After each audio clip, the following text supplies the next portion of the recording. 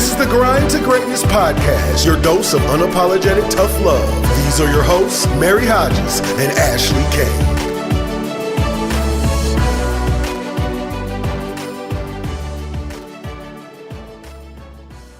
Welcome to season 2 of the Grind to Greatness podcast. Guys, we missed you for the past couple of weeks, but we are so excited to get things back up and going with this season. Ashley, why don't you tell everyone what we kind of have in store? So episode 1 of the second season, we're going to kick it off with an interview with a guy named Nick Wood.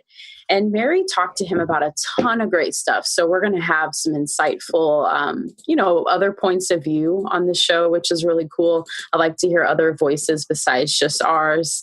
You guys talked about a couple of good topics that I think the audience will appreciate as well, too. This season is going to be fun because we're going to have a ton of interviews.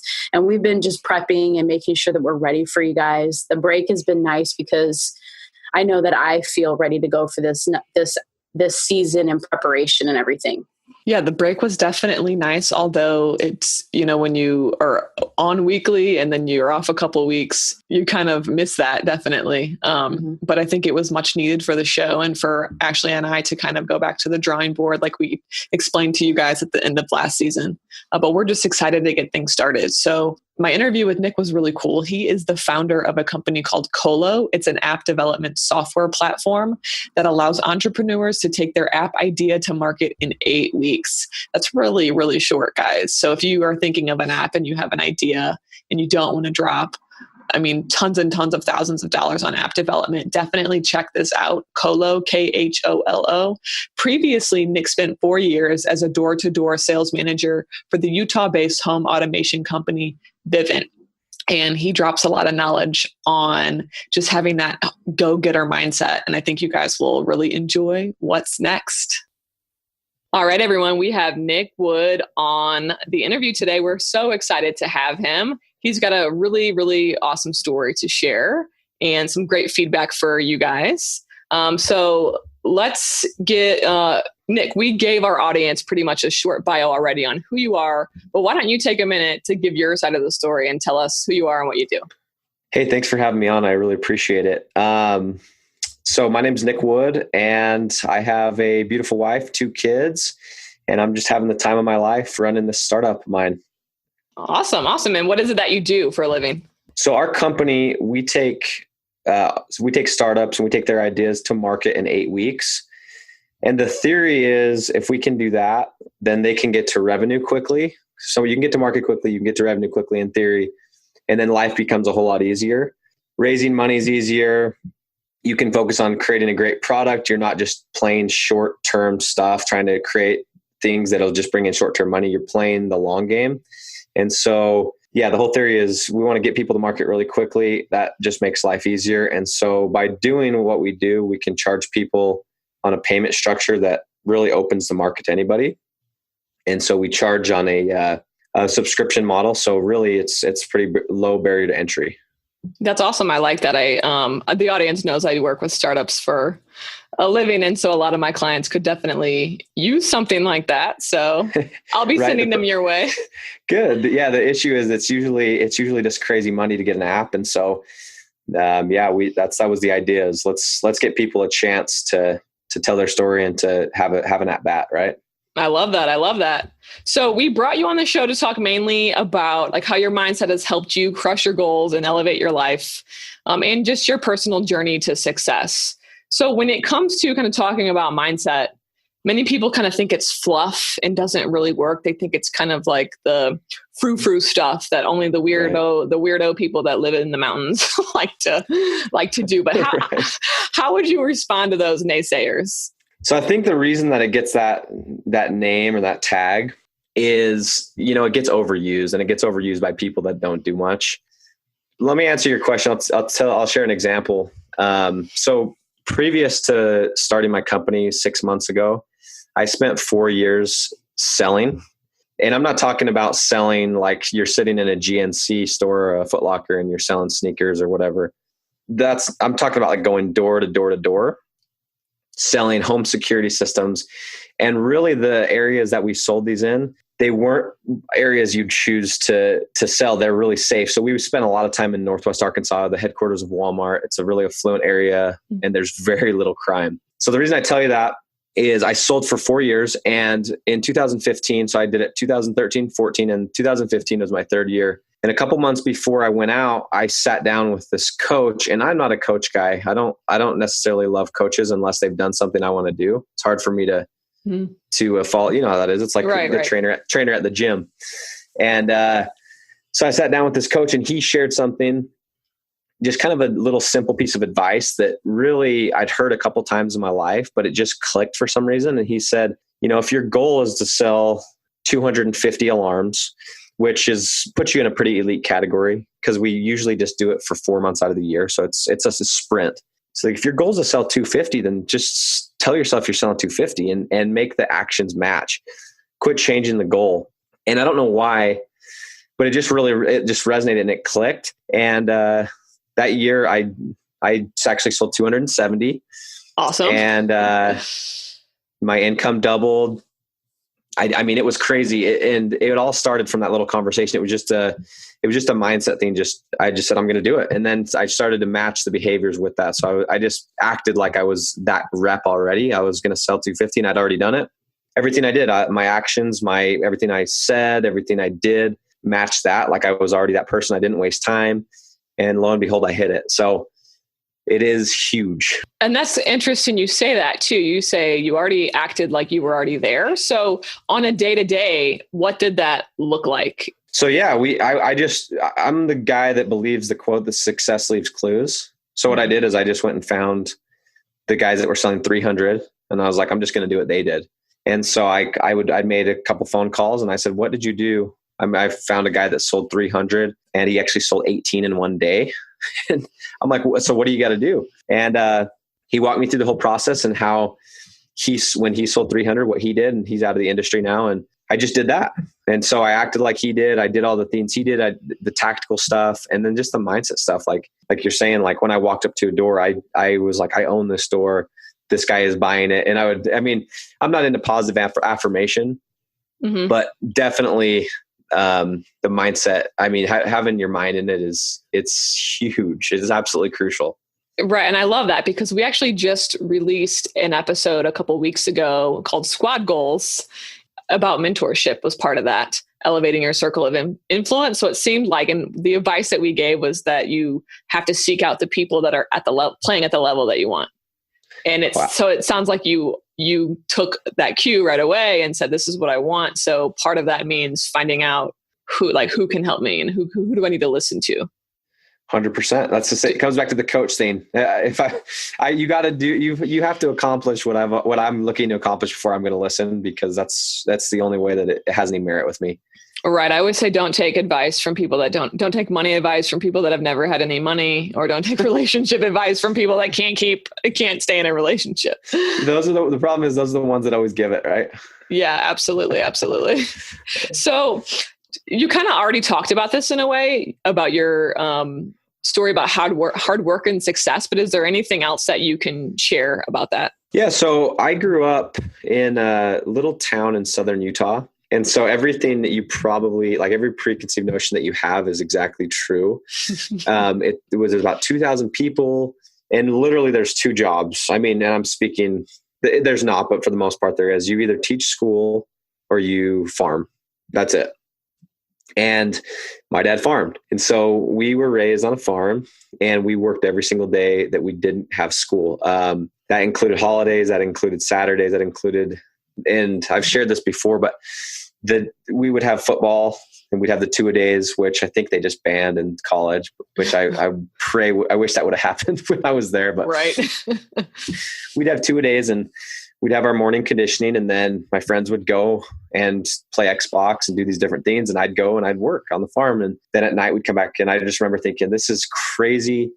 Why would anyone do this? What was my dad thinking? Like, couldn't he be a white collar type of like desk job? That would be so awesome. But that built the foundation, and, just helped me to realize that it was something he always just tried to ingrain in us. He always said that you don't have to be the most talented to be the best, but you better know how to work. And I've applied that to everything. So when I got into door-to-door sales, people were like, man, this is so hard. And I'm like, you're just talking to people. This is easy. And so, and I say that it wasn't easy, but it was a lot easier for me than a lot of my peers. And I blame that on my dad. So Thanks, he did Dad. something right. Thanks, Dad. Yeah. It's interesting you say that because I was watching a TED Talk, and I'll find it and put it in the show notes, but I can't remember who it was, but they were talking about like what type of attributes kind of help define success later on in life for children. And it was like, stop the overemphasis on like getting A's in school and stuff like that, and overemphasize doing chores at home, but like helping the community. Because it's like kind of like helping the family, helping the community, responsibility. And that had a bigger impact on someone's success later on in life than just getting straight A's in school, or, putting that emphasis on schoolwork. Yeah, coming from someone that didn't get straight A's, I'll totally agree with that. I'm just kidding though. Well, I think there's a lot of successful people out there that probably have a similar story. I think it was Adam Carolla I was listening to something he was saying, and he's like, I had a 1.3 grade point average, and that was because I got an A in football and gym.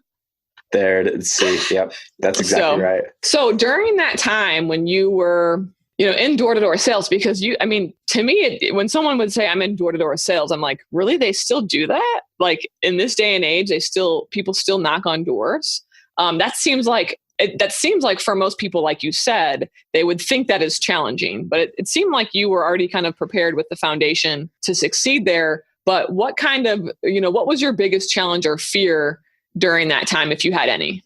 During that time was just not having experience. I'll kind of shift gears. So my biggest challenge once I quit doing that and started my company, that was when the challenge came in. So when I'm selling door to door, I got to a point where I was in like the top 1% of my company, and arguably one of the best door to door companies in the nation, if not the world. So I had a lot of confidence. I knew how to sell. I knew if I knocked X amount of doors, I was going to sell a certain amount of alarms, and I was going to make a certain amount of money. And success is just inevitable. But then I come and I have the audacity to start a company, and all of a sudden I'm a nobody. And I'm a highly confident person. You could ask anyone that knows me. And it was questioned a little bit. There was a couple times you'd get in a room with people and you hadn't done anything, and you just started a company, and it was something I hadn't really experienced because I was starting from zero. And I'm like, I got to go and build a name for myself. And even telling people that I was doing a startup sometimes was difficult because I was worried, like, man, who am I? And I'd have some of these thoughts. And I think anyone that starts a company is going to go through that, even if you come from somewhere that you've had success, because it's just new territory. And so that was my biggest challenge, was getting into something brand new, no success, but having a ton of success in my last gig. And so not wanting to just be an epic flop. That was tough. So how did you overcome that? The recipe for that I found is just doing hard stuff. And that's what builds confidence. So I went through a stage where I was like, man, this is tough. And like, is this, we had a little bit of doubt. Is this for me? And then I'm like, let me just do what I know how to do. And so I went through this stage where I grabbed my partners and we started just dialing the phones, and we were just cold calling. We would cold call 50 businesses each a day. Mm-hmm. We did that for like 3 weeks. And unfortunately, it was a terrible strategy, and I wouldn't do it again. I wouldn't recommend it. But what it did is it instilled confidence, and then just doing something hard. And I was like, okay, I can do this. And this is way easier now to go talk to this angel investor, to get him to give me a referral, than it is to go and call 50 businesses. Doing hard stuff is just, to me, that's the recipe to overcoming any kind of confidence issue. Just do something that's difficult, and it will give you confidence. I love that. And I could not agree one more with you. And I'm glad you said that, because that kind of goes back to a lot of the stuff we share on the show, and it kind of hits that point home. And it's good to have a real life example of that. So thanks. Yeah, I think you can do it on a daily basis too. You get up, and the days when you get up and you sleep in, they're just not as good a days as the days you get up, go for an exercise, or do your cold shower, whatever it is that gets you going that you think is challenging. Those days always go better. And it's just the confidence thing. And you're exactly right. And in the momentum too, it builds momentum. I guess during that time, or just any time in your life, what breakthroughs or important lessons have you learned just from your experience? So,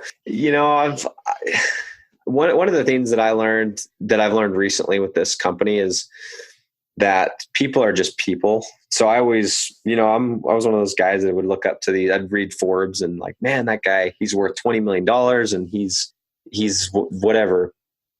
And through this, one of the things I've learned is that people are people, and the difference between a normal person and that guy or that girl is they've just learned how to be more disciplined. And kind of in line with that is that people are willing to help. And if you reach out to people and do your homework on them, and people are willing to help, and you can reach almost anyone nowadays, which is amazing when you talk about mentors and things like that. It's actually how we met, guys. Nick actually reached out to me on Instagram and, say, hey, see, you have a podcast. I'd love to be on the show. And I was like, you know what? I love technology because you can connect so easy with people. And now look at it. We're talking together. I'm able to share Nick's story with our audience. And so that's really all it takes, is just kind of pushing the edge and going for it and asking the question and making the connection. Yeah. And on that line, like if you're someone that can see the value in reaching out to people that have been there and done that, whoever you want to reach, just go do your homework, get some context on that person. And you'd be amazed with social media, how many of your friends, like how many mutual friends you have with these people. One of the things I did, because I wanted to build this huge network of angel investors, because they're the ones getting pitched by startups. And so I'm like, if I had their network, I'd have hundreds of leads. So I went to Angel List or angel.co with all the angel investors. And I wrote down every single one in the state of Utah. And I looked every single one of them up on social media. Probably 30 to 40% of them I had a mutual friend with. And so then I'm like, oh, that's easy. So all I did was just hit up my mutual friend and say, hey, can you do an intro? And so I was able to land like 5 angel meetings in like 10 days just with that little strategy alone. And so, yeah, utilize technology. Network with people. People love to help. That's great advice. I love that. Look for the mutual friend and see if they can make an intro. That's a golden nugget, guys.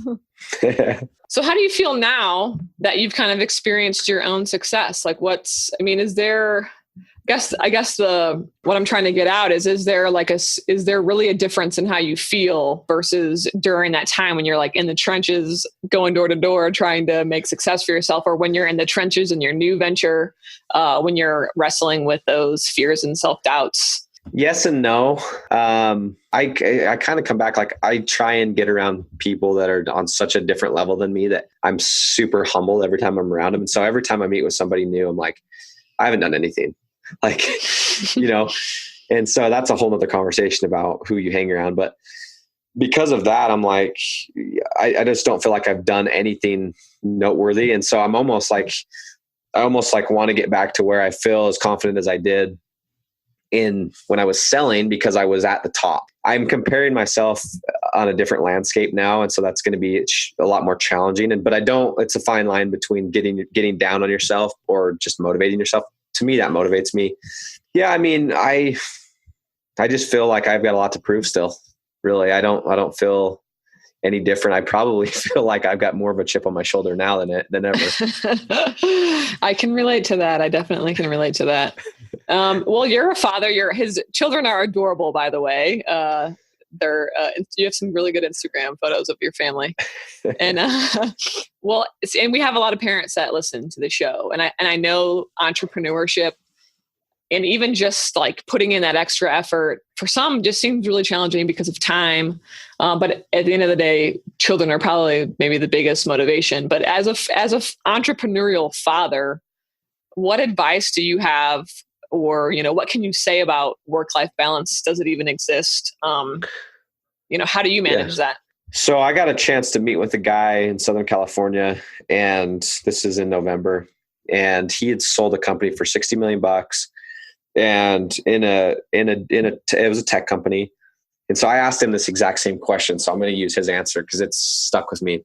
You gotta work till your eyes are bleeding. Like you have to work, but don't come home. Don't work so much that you come home and you're just a crap father. Like it's not worth it. Don't sacrifice that part of it because it's not worth it. So what I've tried to do is, I'm not perfect. So when my wife listens to this, if I pretend I'm perfect, she'll call me out on it. But when I'm at work, I try and be at work. And when I'm at home, I try my very best, and I'm not great at it, and I'm trying every day, but that's the only thing that I've found that works is just, I don't know, just be all in. That's what I found. And it's something that's acquired. Yeah. It takes practice for sure. I have those challenges myself, being present for the things you got to be present for. So. Well, that's great advice. I love that. I'm sure the parents that listen to the show will love that too. I love this question. Knowing what you know now, if you could give your teenage self or even your children any advice, what would it be? Just life advice in general. It would be to say yes to every opportunity. The only things that I regret, and I've heard this, and many people agree with this isn't my own wisdom, but the only things people regret for the most part are things that they said that they didn't say yes to. You rarely regret the things that you did as much as the things that you didn't. And so my advice is, if you have an opportunity, then just say yes and just try it out. Number one, you may like it. Number two, if you succeed, you're going to build a ton of confidence because it's something that's unknown. Everything, just try it. Like, just get out there, say yes. It doesn't matter what it is. Okay. I'm going to be a devil's advocate here for a second. Cause are you going into drugs here? I'm just kidding. I think that I agree with that, but I think it has to be kind of aligned with whatever your vision is for your life. Because I've been put into positions where if you say yes to too many opportunities, you can't do all of them the way you 100% should. Agree. Yep. So I guess if there's kind of those parameters, what would you say, or in your opinion, would you set what kind of parameters would you set so you're not actually overextending yourself? So I think when you're in high school, like, it depends on what age you're talking to, right? Like, when people are young and even when you're in high school, I don't think there's enough opportunities to, like, if you said yes to all of them, like, yeah, you could probably overextend yourself, but like, there's just not enough. I mean, granted, there probably is, but like, for the general, for most people, like, it's like, okay, you're going to say yes to sports, and then you're going to say yes to these clubs, and it'd be pretty hard to overextend yourself. Right. Once you graduate, once you get into what you want to dub as real life, yes, 100%, you have to figure out how to say no. So it's almost the opposite advice. But when you're young, like, just try everything. Like, my biggest regret in high school was not playing baseball. And it sounds so dumb, but I always am like, man, what if I would have just been really, really good at it? And I played 1 year and then I quit. And that's kind of a silly tried example, but I wish I would have played. And that's one of the regrets I have from high school. All the dumb stuff I did, I don't regret near as much as stuff like that. And so I think when you're young, try everything. And then you're right.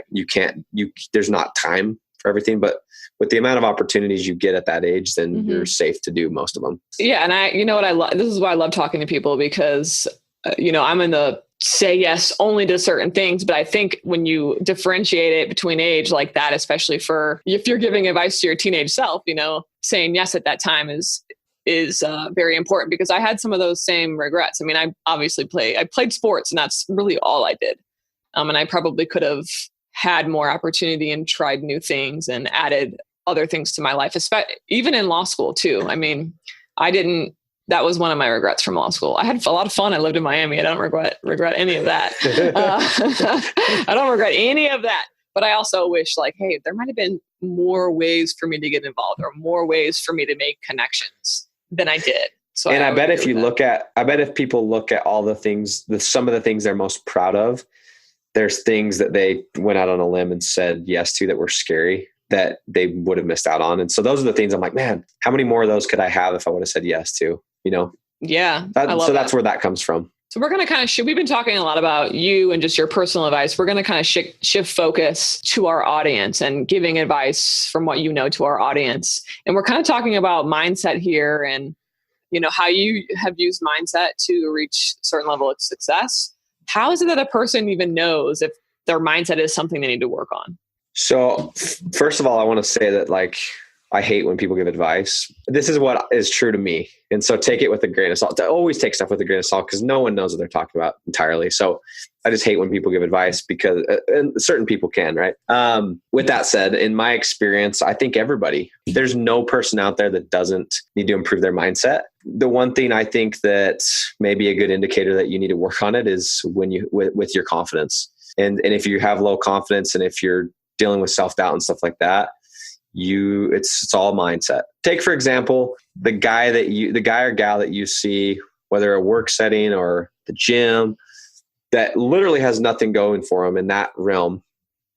And they're just like the most confident person in that gym. And you're like, what in the world? Where does that guy get off? But it's all in their head. Like they just think they're awesome. And whether good or bad, like they don't have a problem and it's in their mind. And so that helps. I think that helps tremendously. So I think everybody can improve, but I think if your confidence is waning, that may be a good sign that it's got to start in your head.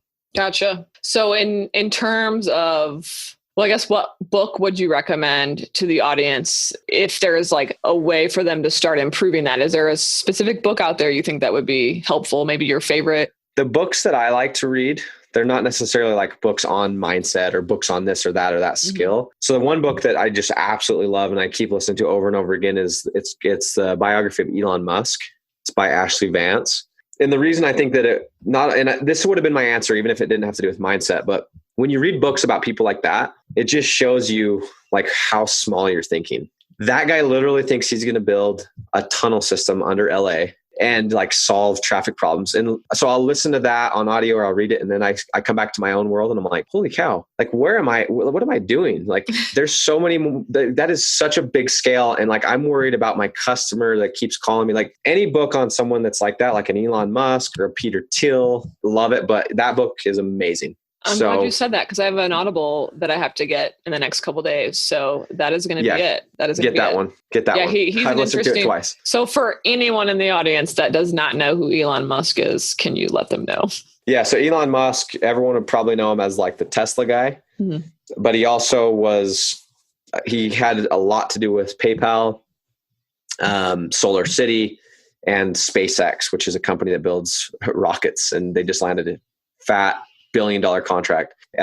So yeah, he's any industry that's massive. He's got $3 billion companies right now that he's a part of. That's insane. It's so insane. Yeah. I'm glad you recommended that because I love books too I personally also, I like reading about like scientific research on how the brain works. I just think that's totally fascinating because it's just such a complex, I guess it's an organ in our bodies, but it's just so complex. But I love reading personal success stories about people that are out there just doing it. So yeah, thanks for the recommendation. I will put that in the show notes, everyone. Well, so our show is all about tough love. And the reason being is we live in the participation trophy era where people are afraid to say things that hurt other people's feelings and afraid to let other people down. But sometimes people just need to hear things straight up, no sugarcoating. So what is your tough love tip for our audience? Mine would be a 2-part. It would be, and it's just because it's the tough love I've not received directly from another person, but just from the market is whatever your idea is, it's not that good. Like there's 5 other people that have your idea right now. So when you go to pitch someone, don't bring an NDA. Because it'll get shredded in front of your face and you'll just completely ruin your credibility. So your idea is really not that good. And it has nothing to do with your idea. It has everything to do with your execution. And B, however long you think it's going to take about 5 times longer to reach that level that you want to hit. So when we started, I wrote down my revenue model and my projections. And I'm like, this is going to be easy. I didn't want to say it out loud. But I'm like, easy. Like I know how to sell. Yeah. Not easy at all. And so now I'm like, anytime anyone asks, I'm like, yeah, it's going to take 5 times longer. You will never believe me until you try it, but it's going to take 5 times longer. And yes, your idea, there's 5 other people working on it, if not 10. So you better know how to work and you better know how to execute. I love that too. Tony Robbins says people overestimate what they can do in a year, but underestimate what they can do in 10. So they usually give up well before 10. But if you're putting your nose to the grind consistently, time and time again. And like Nick said, if you're executing, you'll more than likely reach a certain level of success you've never seen before. So thank you for that tough love tip. All right. and of course, another thing we love to do on our show is we always like to leave the audience with action items because there is nothing I hate more than some theoretical shit that just doesn't really give you anybody any guidance on like, okay, now what, where do I go from here? I guess with regards to maybe shifting mindset, what types of actions out there, simple, quick, can people take to start making changes in their lives? I think it goes back to what we discussed earlier, and that is just go and do hard things, whatever it is. So my thing is every morning I try and get up early because I love to sleep. Like I love it. And I get up early and I would say I'm a night person. I'm not a morning person, but I make myself be a morning person. And then I go to the gym. And if I do those two things, then I feel like my day is tremendously easier. So those are my things. Those are what's hard. Those are hard things. And then I do them, I have confidence, and therefore my mindset starts to shift and I become a little bit more confident. I have a little more bounce in my step and all that different stuff. And, but yeah, it's all about that. If I'm going, when I would sell, even right now when I'm selling, before I do a sales call, I'll try and call someone that I know is going to tell me no. And I learned that when you go and you get that hard no right off the bat, you always have a good day because it can't get much worse than that. And so if you do that really hard thing first, then it's all just perspective and the rest of the day is just a breeze, or the rest of the week, the rest of the year. I absolutely love that. I'm going to use that actually. That's really cool. Do the hard thing first or get that no. Well, do the hard thing first, which then snowballs into kind of having it momentum for the day. And then if it comes to anything sales related or something similar in your own personal lives, then go for that like hard no first. Somebody that's going to let you down.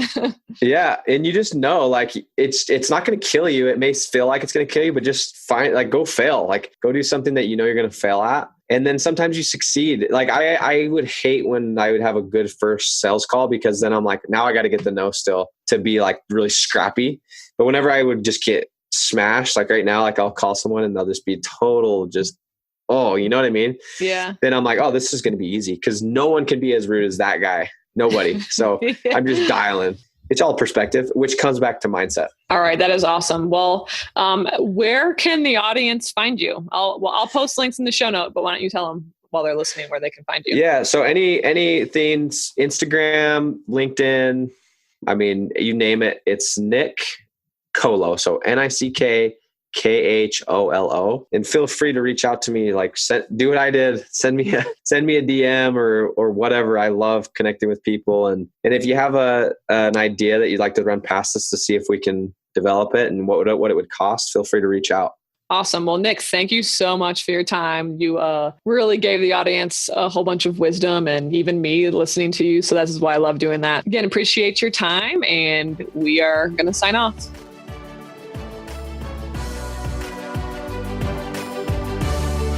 What a great interview. I love getting other people's viewpoints and hearing someone else's voice on the podcast besides ours. And I had a few takeaways from that interview. One of them was the act as if it is true. And you can use that in all sorts of facets of life.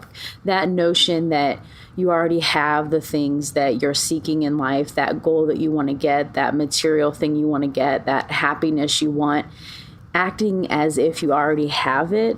And we've talked about that in a couple episodes. So I love the fact that he mentioned that.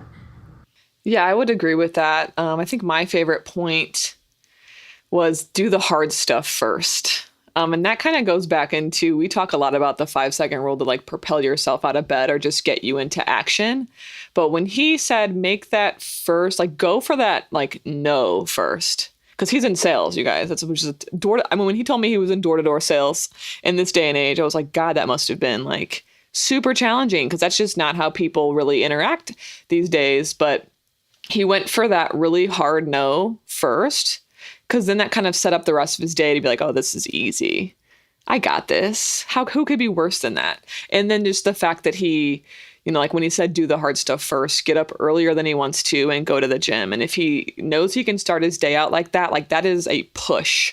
You got to do that and push yourself to do that. Then he's really setting himself up for the rest of the day to be successful. And for me, that was really awesome feedback. And I loved that he shared that, because it kind of got me thinking, maybe I should start working out in the morning, even though I don't want to. That's funny, because this weekend I was watching a video. I was doing some research on discipline, just because it's so hard sometimes, and kind of finding out the science behind it. The video, the guy in the video was talking about how discipline comes in the morning when you first get up, when you have that passion, you have that drive to do what you want to do, whether it's get up early in the morning and work on your craft or work on your art or go to the gym or, do your meal prep or whatever it is.